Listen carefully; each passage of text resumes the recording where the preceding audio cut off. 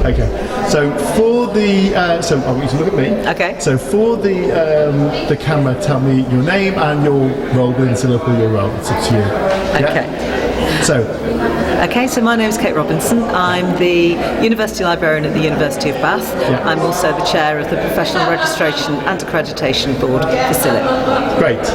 I'm just going to ask you, so firstly, tell me how you've enjoyed the conference. I think it's been fantastic.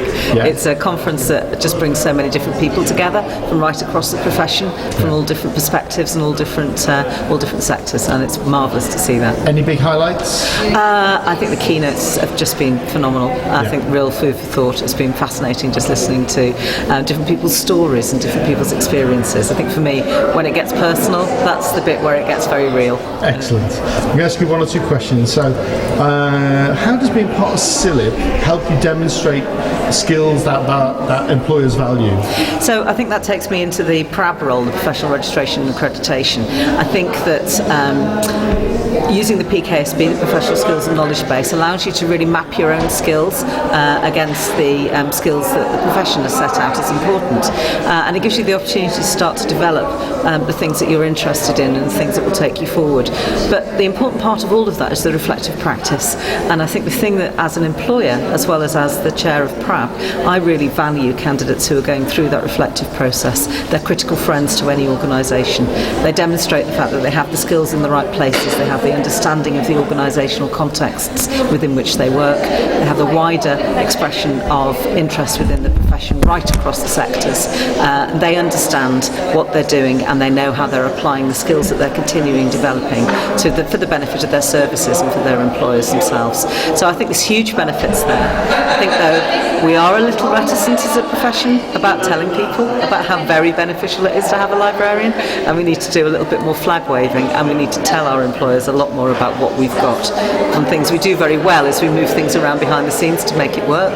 Well, we should be a bit more explicit about how we do that, because we need to be very, very visible to be able to tell people. When we do things at our best, we're often quite invisible because we're allowing people to take their own journeys. Yeah. But we do need to tell people about what it is that we do, and that is incredibly important. And there's letters after your name, the post nominals that CILIP can give you. I think that does a little bit of that flag waving. Brilliant. Well, that's a section all by itself. So the final question, I would say, lots of new roles being recruited into universities, scholarly communications, research, data management. What new skills should information professionals be developing to future-proof their career? Okay, so I've just mentioned what I was talking about, a bit of flag waving. I've just created a new position that for my library, other libraries may have that, of an impact and engagement librarian, and that is about telling our story as a library to the institution as well as broadcasting it more widely, and actually making use of all the data that we have ourselves that tells a story about ourselves that we don't tell to other people. So I think that's one thing, and that's wrapped up in advocacy and that ability to be very targeted in the things that we tell people about what we do that fits with the institutional's own imperatives and drivers. And within that, I think the whole research landscape has given us a massive opportunity to do that. So since Finch in 2012, we've had such an opportunity to show directly how we contribute to the organisation.